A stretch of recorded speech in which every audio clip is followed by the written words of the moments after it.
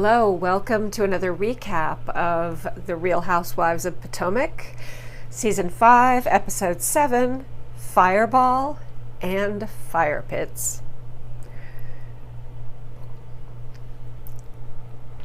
We left off last episode somewhere in rural western Maryland at Billy's Crab Shack, where the overdressed ladies were enjoying a dinner while being stared at by everyone else in the restaurant.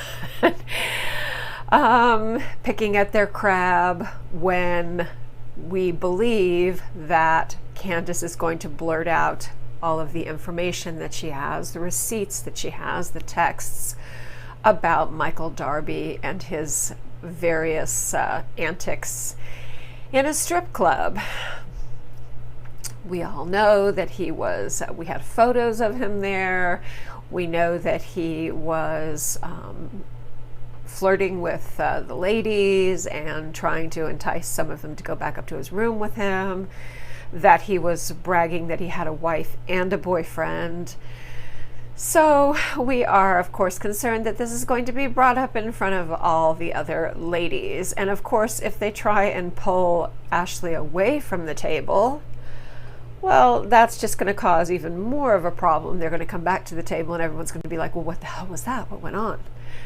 Okay, so they wait until they get back to the lake house and they kind of pull Ashley aside. Candiace and Gizelle pull Ashley aside. And this is on the pretext that they're planning something. So presumably everyone should think that it's a surprise for Monique's birthday, which is the next night.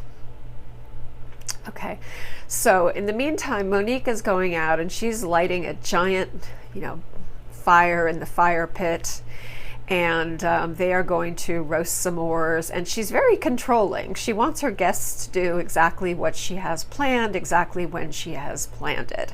And so she's not really happy that the ladies are having their own little discussion off from the others. She's very nosy. She keeps kind of popping back. It takes forever to find the marshmallows and the graham crackers and all that. In the meantime, Candiace and Gizelle are sitting there waiting for Ashley to come back because she had to make sure the baby was okay before putting him down for the rest of the night. So it takes a few minutes for Ashley to be able to come back down and join them. In the meantime, they have to get rid of Monique so they can have some privacy. And finally, it's the three of them. Okay.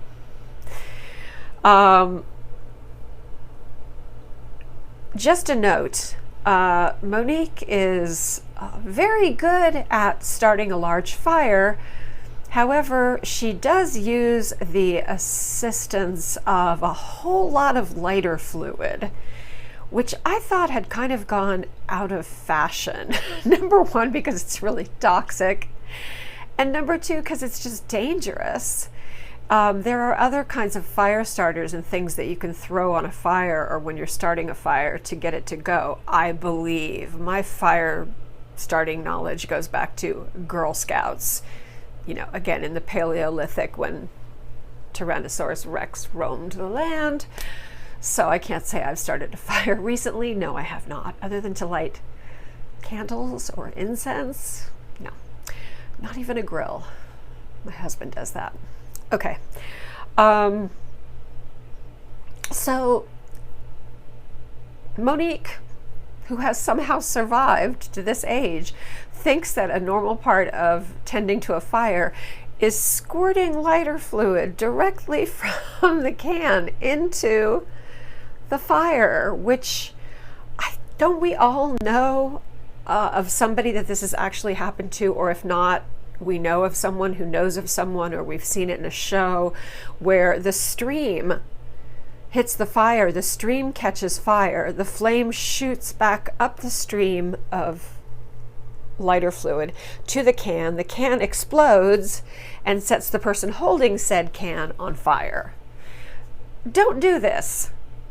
Don't do this. It's very dangerous. It's a bad idea. I just had to put that little public safety plug in there. Okay. Anyway, back to the house where the three ladies are finally together. And, she goes ahead and she tells her about the texts. And she just goes ahead and shows them to her. And Ashley's very calm.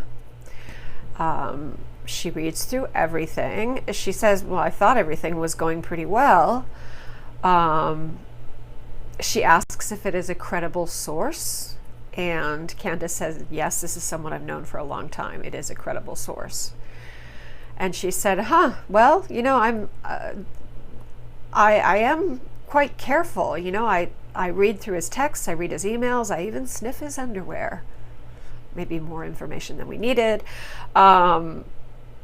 She said that she was aware of the fact that he went to strip clubs. They had had an argument over it, and he told her that he was not going to go anymore, and that she thought that he had stopped. So she was not obviously happy about that. I really like the way Gizelle and Candiace have Ashley's back. I'm pretty impressed because these two are not known for being diplomatic and calm and measured and rational about these kind of things. You know, they're more in the kind of shit-stir department, more of that category. But they said, look, we're not going to say another word about it, and we're not going to ask you any questions. If you want to talk about it, we're here for you, but we're not going to bring this up again. Okay. I just have to mention at this point that there is a lot of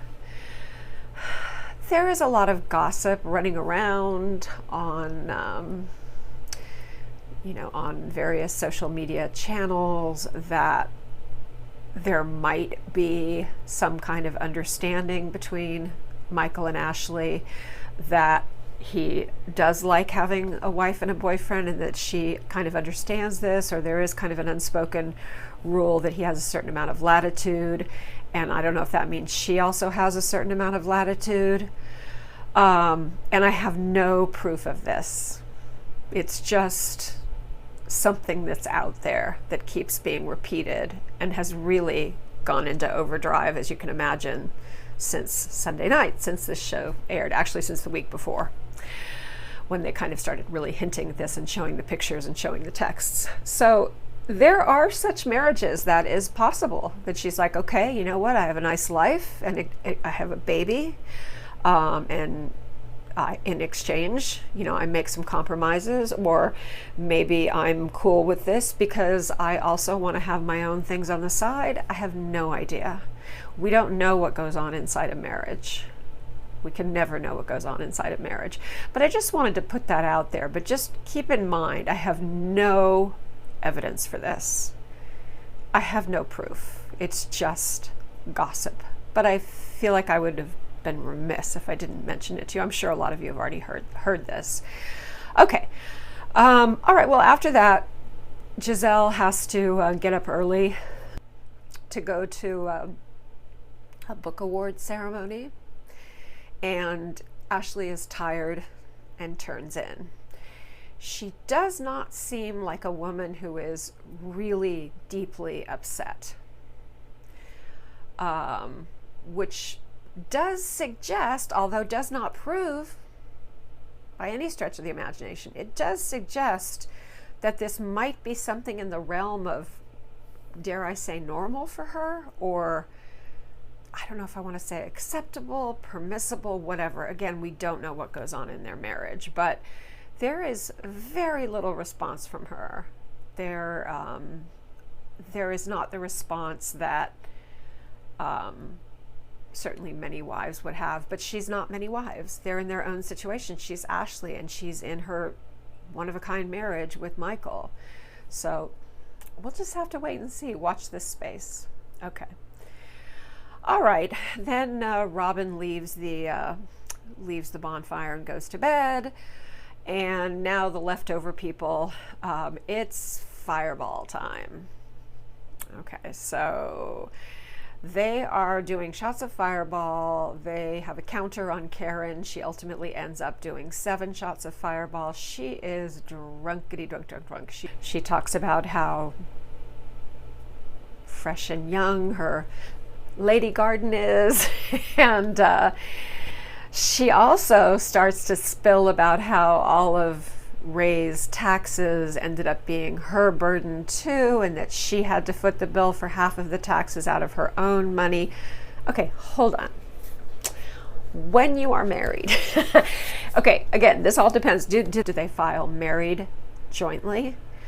Then honey, any debt he has is your debt too. So you don't have a choice. That you are responsible for that.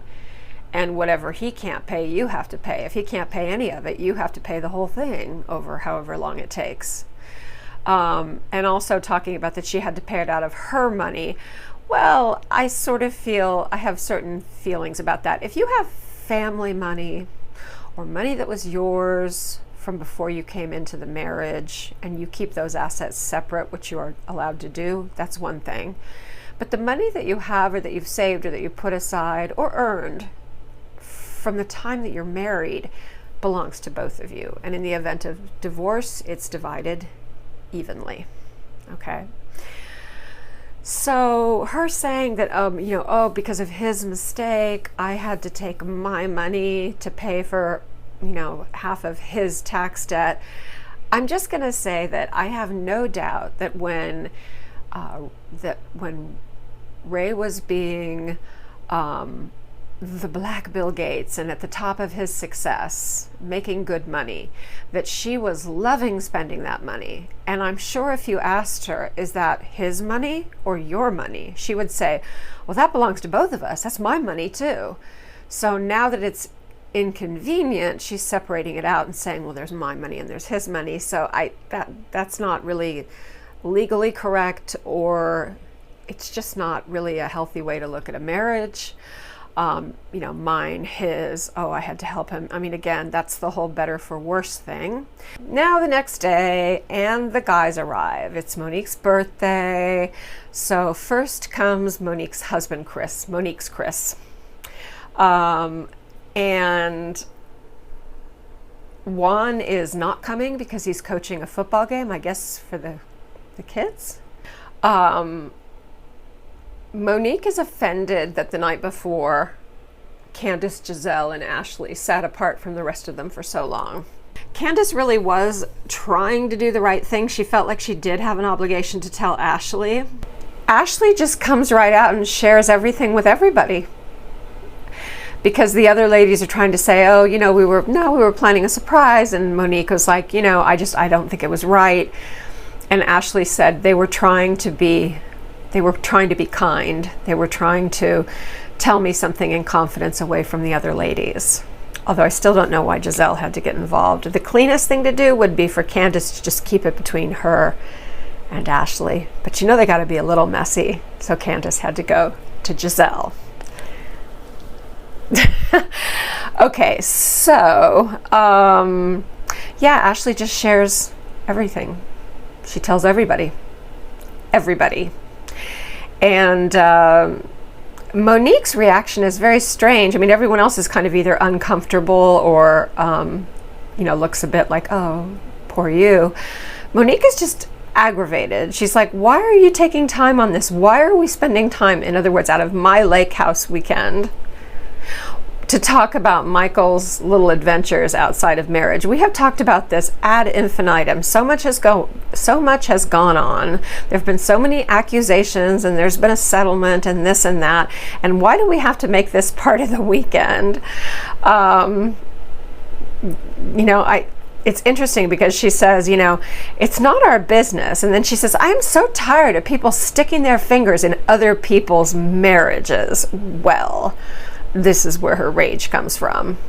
She is, of course, being reminded that Candiace is friends with Charisse. Candiace was the one who's, kind of told the news to Ashley. Candiace equals Charisse in her mind. Charisse equals telling everybody that Monique was cheating on her husband with her personal trainer. So we know all of Monique's weak spots and what makes her angry, and this makes her very angry. So this was definitely a trigger for Monique. Okay, and Monique says she's sick of people attacking other people's marriages, and then it's not anyone else's business. She is very specifically pointing a finger at Candiace. Okay. Is Candiace messy? Yes, but I think that in this case, I think she did the right thing. let me put it this way. The right thing would have been to just go to Ashley and not bring Gizelle in. But I think that her need to make Ashley aware of this was valid. I don't think it was done out of pure spite or viciousness. I think she did feel like she should tell her. Did a tiny part of her enjoy it? Maybe. Girls will be girls. They have a past. Okay, now here comes Eddie, Wendy's husband, who seems like a really cool guy. He seems like a nice guy. And then Candiace's Chris. Okay. Wendy tells Robin how drunk Karen was, and Ashley is just kind of down there keeping to herself. She says she's feeling anxious, which is understandable, but she doesn't look it. She seems pretty chill. Then Karen appears, and Robin says, "Oh, Karen, I heard you were really drunk last night. I heard you were really, pretty hammered." And Karen denies. She's like, "What? What are you talking about? What? Me?" Denial. Okay, Monique is not going to let it go that Candiace, Gizelle, and Ashley went off to talk about Michael Darby's unfortunate behavior. And Wendy kind of has to jump into it. But Wendy is correct, even though she's kind of making things a little bit messier. Wendy's correct. She says this is about Monique feeling angry at Candiace. This is about Charisse and Charisse's stories, and all of this has been going on. She was talking about things going on that they're sick of hearing about Michael Darby stories. Well, people are also sick of hearing about the Monique and her personal trainer stories, because that's been going on for a long time too. So, Wendy's correct. She's just telling the truth. Okay, we see briefly Gizelle is in New York City. I don't know what kind of award this is, but there are 3 women nominated for it, and she wins. Ironically, she wins an award for a book telling how horrible Jamal was to her, the man who she is now planning a future with, and a possible or probable, or in her case, a hopeful remarriage. So it's a little awkward, but she says she does see the irony. She's the one who points that out. So she's very much aware of the irony. Okay, Ray shows up. I love the subtitles for T'Challa. They're like, "Okay, let's all come in here, guys." And T'Challa's one of the guys. And they have T'Challa saying, "Sup, guys." I think it's very cute. I love that bird. I love T'Challa. Okay. Candiace just feels done with Monique. I mean, Monique pretty much just out and out lit into her for that whole, you weren't there at the dangerous flaming fire pit where I was squirting lighter fluid into it. You weren't there the whole time. How dare you not be there the whole time? But again, there's more to it than that. And Candiace is aware of that. So she's just kind of making herself scarce. She's kind of, hanging back until the time she can leave. Okay, Candiace feels like she is really over Monique, but she can't just be nasty or even cut things off with her, because the 2 Chris's get along really well. The 2 Chris's are friends. So she's like, you know what? I'm going to just behave, and I'm going to be chill, and I'm going to think about Chris, and I'm not going to put myself first, and I'm just going to kind of keep a little distance with Monique, which is a good idea. Okay, lots of flowers and balloons and cake show up for Monique for her birthday. Karen said she's feeling very dizzy. A hangover, I don't know, but she kind of makes a big deal out of it. They go into the bedroom. I don't think it's her trying to be sexy thing, and I'm wondering why this is filmed. Why is her going into the other room feeling really dizzy? Why is that filmed? Is it some kind of foreshadowing that she's going to have a medical problem later in this season, or am I just reading too much into it and it's just a little bit of leftover hangover? But anyway, I noticed that because I thought that's a really small thing. It doesn't seem like they would put it in there unless it meant something. And I don't think it wasn't a reference to, oh, you were so drunk. So hopefully not. I hope she's okay. All right. They ask about Wendy and Eddie, how they got together, how they met. And they were actually teenage sweethearts. They knew each other since they were teenagers. They fell in love, then they got engaged, then they got married. But it was not an easy road because their parents hate each other. I mean, apparently to this day, their parents do not speak to each other. And apparently Eddie's parents don't even speak to Wendy and Eddie and haven't even seen the baby. They haven't seen Cameron. So I guess it started when Wendy's mom comes on a little strong because apparently in Nigeria she's of some sort of high status. She's kind of a chief. There are female chiefs in African cultures, and I guess her initial attitude toward Eddie's parents was I guess she looked down on them or she was snobby to them, and somehow they never got over that.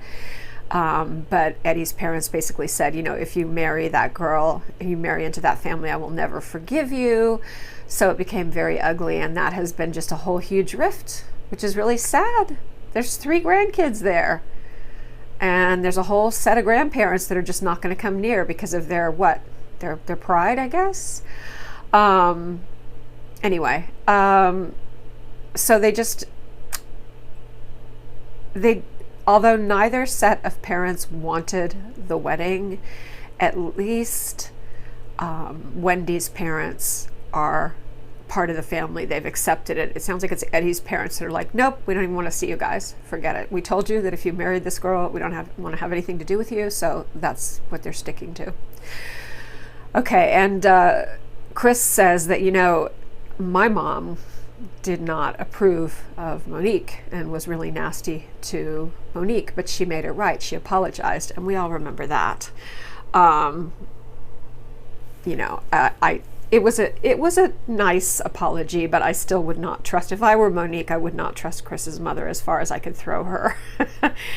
She's shady. She's very shady. Okay. All right. Anyway, now everyone is heading home. Ashley wants to get home and address the rumors. Hopefully, you know, maybe everything will get sorted out. I don't know how. Anyway, this is funny. As Candiace leaves, Monique pretends to be asleep. She's not really asleep. She just doesn't want to say goodbye to Candiace. So Monique's Chris is like, oh, bye. And she's like, okay, bye. Thanks for everything. And Monique pretends to be asleep so she doesn't have to say bye. Petty. Okay. All right, then we have what Bravo's really into this year. We have a Chiron. 24 hours later, and the shit hits the fan. Ash calls Michael. He tries to get her off the phone. They talk at home, and he says that he was at the strip club, and there was one lady that was really hitting on him and really, really, you know, all over him, and you know that it was, I'm not sure if he confessed that he went upstairs and slept with her or not, but anyway, they slept in separate rooms that night. Suddenly, social media blows up. Michael Darby is cheating on Ashley. There's other pictures of him that surface from that night of him being very kind of cozy with at least one woman at the casino, and then there's a photo of him in the hotel room in his boxers. There's no woman in the photo, but I guess who took the photo? Yeah, and then there's actually a video of him kind of hanging on a woman at one of it looks like a blackjack table. So, yeah, not looking good. But again, I think that what we might have here, I really do feel like what we might have here is that there is kind of an equilibrium, a balance, and understanding between Ashley and Michael. That she knows that he has this side of him that he needs to live out. And the equilibrium is probably, you do these things sometimes, and you do them very quietly. You do them so that no one is going to be able to take photos or videos or text about seeing you behaving badly, that you're going to keep it, you know, very, you're going to keep it private so that I don't have to hear about it. So that I don't have to have my girlfriends coming up with their cell phone showing me various texts and photos of you engaging in whatever you're engaging in. And that maybe as long as it goes like that and she doesn't have to know about it, she's cool with it. But the problem is, this is not what's happening here. He's reckless. He's being reckless. He was reckless before, so I don't know why it would change, and I don't know why she would expect him not to act a fool and not do things very blatantly and stupidly in places where he could be seen. So I don't know, there's a lot more that we need to kind of dig into to find out what's going there, what's going on there. But again, fundamentally, this is a TV show. It's a reality TV show. It's a scripted reality TV show. We don't really know the truth of this marriage. We don't really know what's going on. It'll be interesting to see, how much they show, because this is a thing. This is a thing in modern society, where people have different types of marriages, different degrees of openness to their marriages. It actually seems to be something that's become more and more common. And so it's interesting that, we will get into this, and I know we will see what happens. And so I'm looking forward to next week, and I'm very, very happy that you decided to join me. I hope that you are enjoying Ladies of Potomac, and please remember to like, comment. I love your comments. Honestly, I can't even tell you.